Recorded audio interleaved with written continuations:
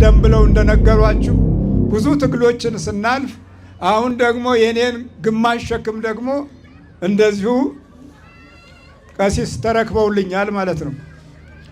ብዙ አሉ የእናንተን ችግር የሚመለከቱ የህዝቡን ውድቀት የህዝብ የውስጥ ስነ ልቦናን የሚይዝ ጠላት መበርታት ጉልበቱን አጠንክሮ ዘመኑን ዋጅቶ ዘመን መዋጀት ያለብን እኛ ነበር። እሱ ዘመን ዋጅቶ ተወልጃለሁ፣ አብሬ አድጌያለሁ፣ አብሬ ቆይቻለሁ የሚለው ጠላት የበዛው አንዱ አቤቱ እጅህን ላክ ባለማለታችን ነው። መዳን የምትፈልጉ ሰዎች፣ መፈወስ የምትፈልጉ ሰዎች ጥቂት ነገር እንድታደርጉ ነግራችኋለሁ። የምነግራችሁን ነገር ካደረጋችሁ ሚሊዮን% እርግጠኛ ሆኜ ነው የምነግራችሁ፣ በስጋችሁ ትፈወሳላችሁ፣ በነፍሳችሁም ትድናላችሁ። የምንነግራችሁ ሰምታችሁ እንድትሄዱ አይደለም፣ ወደ ቤት ወስዳችሁ ተግባራዊ እንድታደርጉት ነው። በእርግጥ ጥቂት የማትባሉ ሰዎች የምናገረውን ተግባራዊ ልታደርጉ ትችላላችሁ። ነገር ግን አብዛኞቻችሁ ይሄንን ተግባራዊ አታደርጉም። በዚህ ምክንያት ድነት ርቆናል። በዚህ ምክንያት ፈውስ ናፍቆናል። በዚህ ምክንያት የእግዚአብሔር እጅ ከኛ ርቋል። ስለዚህ እዚህ ቦታ የመጣችሁ መዳን መፈወስ የምትፈልጉ ከዚህም ሄዳችሁ ይሄንን ተግባራዊ አድርጋችሁ መፈወስ ትችላላችሁ። በመጀመሪያ የምነግራችሁ ለመዳን 5 ነገር ያስፈልጋችኋል። ስንት ነገር ያስፈልጋችኋል? 5 ነገር። መዳን መፈወስ የምትፈልጉ ሰዎች ካላችሁ አስቀድማችሁ ንስሐ ግቡ። ምን አድርጉ አልኳችሁ? ንስሐ ግቡ። አንድ ሰው ንስሐ ከገባ በነፍሱ ይድናል፣ በነፍሱ ይፈወሳል፣ ከእግዚአብሔር ጋር ይታረቃል። ንስሐ የገባ ሰው አስቀድሞ የሚድነው በነፍሱ ነው። በነፍሱ ደግሞ ከዳነ በስጋው መዳን እጅግ በጣም ቀላል ነው። ብዙዎቻችን መዳን የምንፈልገው በስጋችን ነው። ለነፍሳችን ጊዜና ሰዓት የለንም። መዳን መፈወስ የምትፈልጉ ሰዎች ካላችሁ አስቀድማችሁ ንስሐ ግቡ። ቅዱስ ሉቃስ በሉቃስ ወንጌል በምዕራፍ 15 ቁጥር 10 ላይ ንስሐ በሚገባ በአንድ ኃጢአተኛ በእግዚአብሔር መላእክት ፊት ደስታ ይሆናል ይላል። ንስሐ ስትገቡ አይደለም እናንተ በእግዚአብሔር ፊት ቅዱስ ቅዱስ እያሉ የሚያመሰግኑት ቅዱሳን መላእክት ይደሰታሉ። ቅዱሳን መላእክት ሐሴት ያደርጋሉ። ስለዚህ ንስሐ ገባችሁ ማለት በነፍሳችሁም በስጋችሁም ትድናላችሁ። ጥበበኛው ሰለሞን በመጽሐፈ ምሳሌ በምዕራፍ 28 ቁጥር 13 ላይ ኃጢአቱን የሚሰውር አይለማም፣ የሚናዘዛት የሚተዋት ግን ምሕረትን ያገኛል ይላል። ኃጢአቱን የሚተው የሚናዘዝ የእግዚአብሔርን ምሕረት ያገኛል፣ ወይም ደግሞ እግዚአብሔር ያድነዋል፣ ይፈውሰዋል ማለት ነው። ስለዚህ መፈወስ ከፈለጋችሁ የእግዚአብሔርን ምሕረት ከፈለጋችሁ ንስሐ ግቡ። በዚህ በትንቢተ ሕዝቅኤል በምዕራፍ 18 ቁጥር 30 ላይ የብዙዎቻችን ችግር የሆነውን ቃል እግዚአብሔር ልንገራችሁ።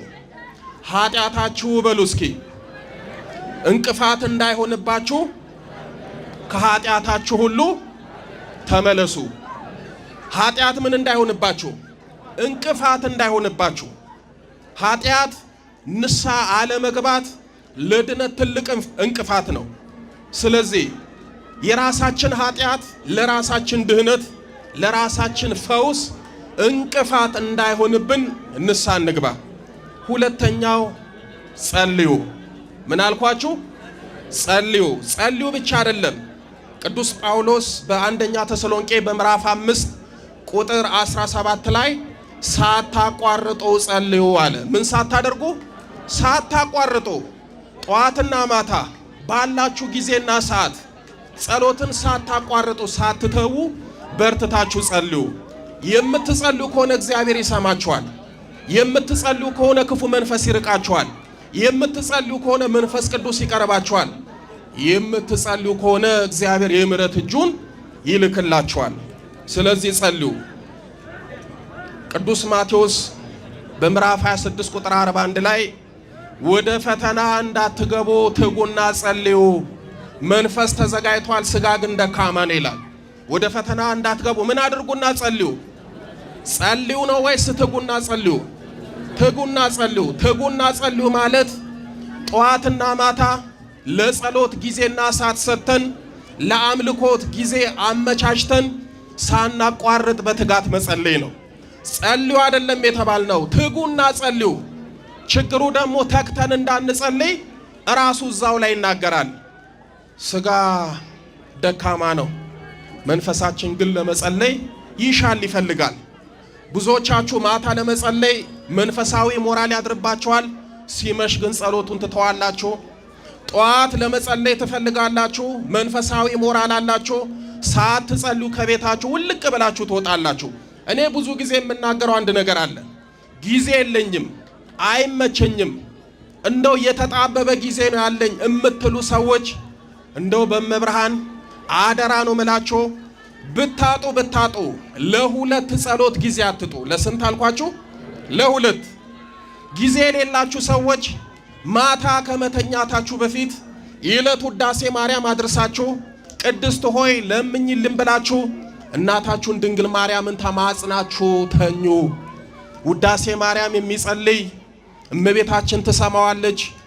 ውዳሴ ማርያም የሚጸልይ ከእመቤታችን በምልጃዋ የሚያጣው ነገር የለም። ስለዚህ እመቤታችንን በውዳሴ ማርያም ያዙ። ዛሬ እኛ በቀን አንድ ጊዜ ውዳሴ ማርያም ለመጸለይ እመቤታችንን ለማመስገን ቅድስት ሆይ ለምኝልን ለማለት ጊዜ የለንም። እንደ ቅዱስ ኤፍሬም እመቤታችንን በቀን 64 ጊዜ ነበረ የሚያመሰግኗት። ስንት ጊዜ አልኳችሁ?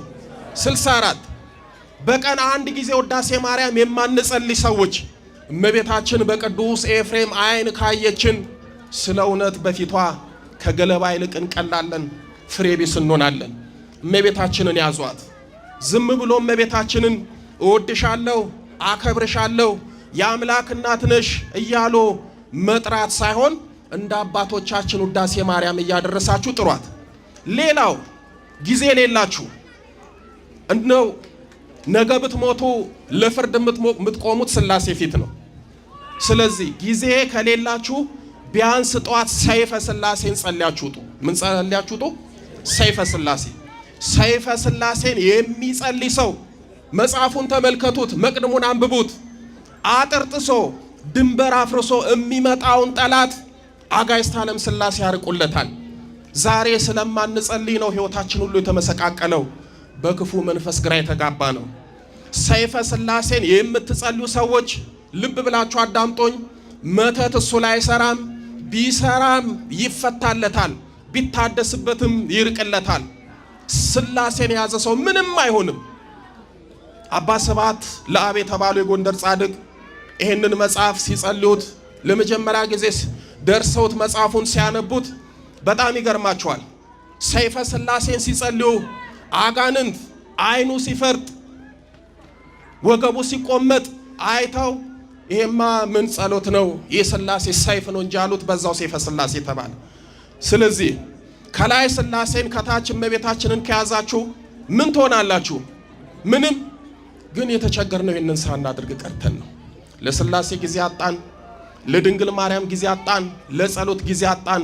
ችግራችን፣ ፈተናችን፣ መከራችን በዛብን። ስለዚህ ጊዜ የሌላችሁ ሰዎች ይህንን አድርጉ። የበረታችሁ አርጋኖንን ብዙ ጊዜ አባታችን መልአከ መንክራት አስተምረዋል።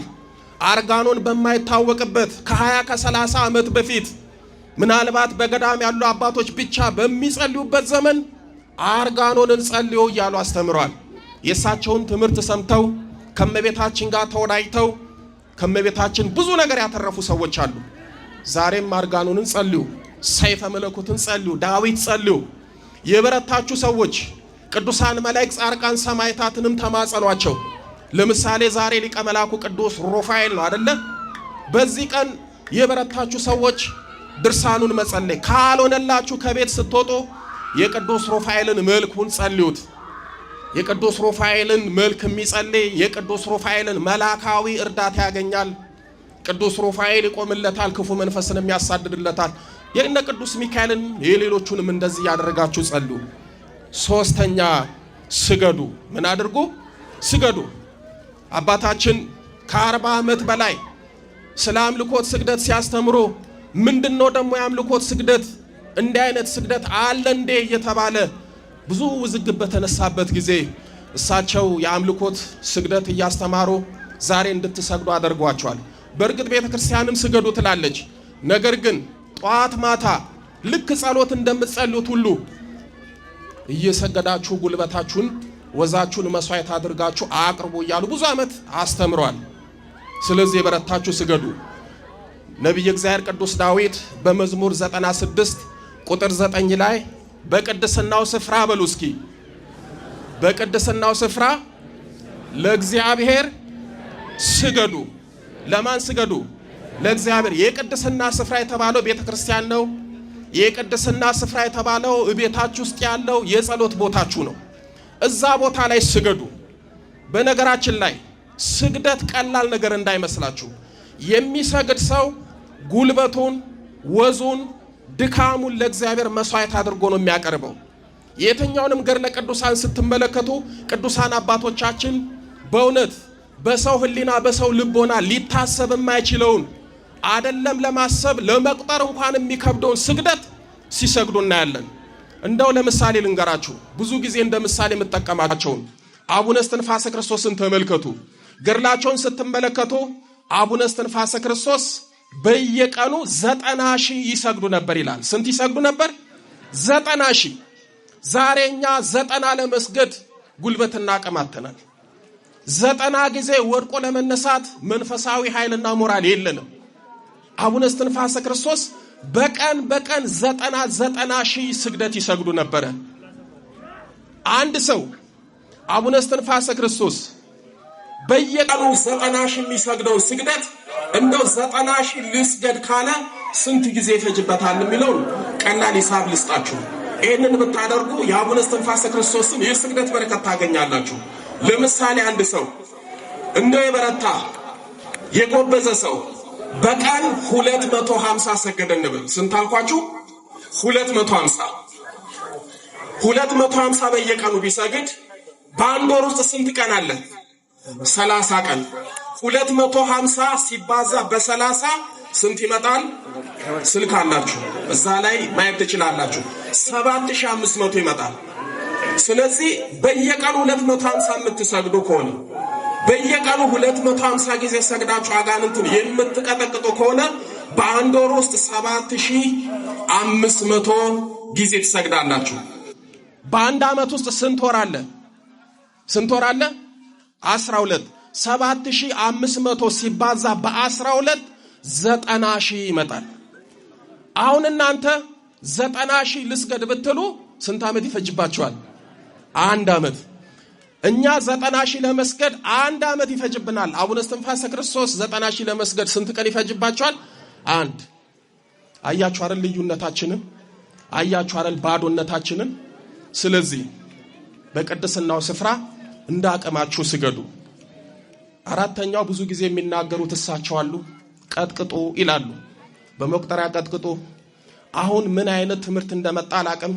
የኛ የምንላቸው ትልልቅ ቦታ ላይ ያሉት እንዴት አድርገው መቁጠሪያን እንደጠሉት አላውቅም። እስኪ የትኛውንም ገድለ ቅዱሳን ተመልከቱ፣ የቅዱሳንንም ስዕል ተመልከቱ። ብዙ ቅዱሳኖች በአንድ እጃቸው መስቀል፣ በአንድ እጃቸው መቁጠሪያ፣ ወይም በአንድ እጃቸው ወንጌል፣ ወይም ደግሞ በአንድ እጃቸው መቁጠሪያ ይዘው ታያላችሁ። በዛ አንድም እግዚኦታውን እያደረሱ እግዚአብሔርን ያመሰግኑበታል። አንድም ደግሞ ሰውነታቸውን ቸብ እያደረጉ የክርስቶስን ሕማም ስቃይ ያሰቡ ክፉ መንፈስን ይቀጠቅጡበታል። እኔ ብዙ ጊዜ እላችኋለሁ እንደሚሉትን አትስሙ። መቁጠሪያ አያስፈልግም። አትቀጥቅጡ። እሺ አትቀጥቅጡ፣ ተውት። ግን እንዶ ቢያንስ በመቁጠሪያ የክርስቶስን ሕማም ስቃይ ያሰባችሁ ራሳችሁን ብትገርፉ የክርስቶስን የሕማሙን በረከት ታገኛላችሁ። አታገኙ? ታገኛላችሁ። ታው ሌላ ይቅር የክርስቶስን እንኳን ሕማም እያሰባችሁ እስኪ ራሳችሁን ግረፉ። ከዛ በኋላ የመንፈሱ ጉዳይ ራሱ መድኃኔዓለም ያውቃል። ብዙ ቅዱሳን የክርስቶስን ሕማም ስቃይ እያሰቡ ራሳቸውን በአቆጣሮ ይገርፉ ነበር ይላል። አቡነ መባጽዮን፣ አቡነ ተክለ ሐዋርያት የሚባሉ እነዚህ ሁለቱ ቅዱሳን አባቶቻችን ስለ ክርስቶስ ሕማምና ስቃይ ብለው ራሳቸውን በመቁጠሪያ አይደለም አንጥረኛ ቤት ሄደው የብረት ሰንሰለት አሰርተው ራሳቸውን ይገርፉ ነበር ይላል ገድሉ። ቅዱሳን አባቶቻችን በብረት ሰንሰለት ራሳቸውን ይገርፋሉ። ያሁኖቹ የኛ ደግሞ መቁጠሪያ ያስፈልግም አትቀጥቅጡ ይላሉ። ይሄ ትምህርት እንግዳ ትምህርት እኮ አይደለም። ራሳችሁን ቀጥቅጡ። ቅዱስ ጳውሎስ በሁለተኛ ቆሮንቶስ በምዕራፍ 12 ቁጥር 7 ላይ በመገለጥ ታላቅነት እንዳልታበይ የሥጋ ሞጋይ እርሱም የሚጎስመኝ የሰይጣን መልእክተኛ ተሰጠኛል። ምን የሚያደርገኛል? የሚጎስመኝ። ታዲያ የሚጎስማችሁን እናንተ በመቁጠሪያ ትጎስሙ?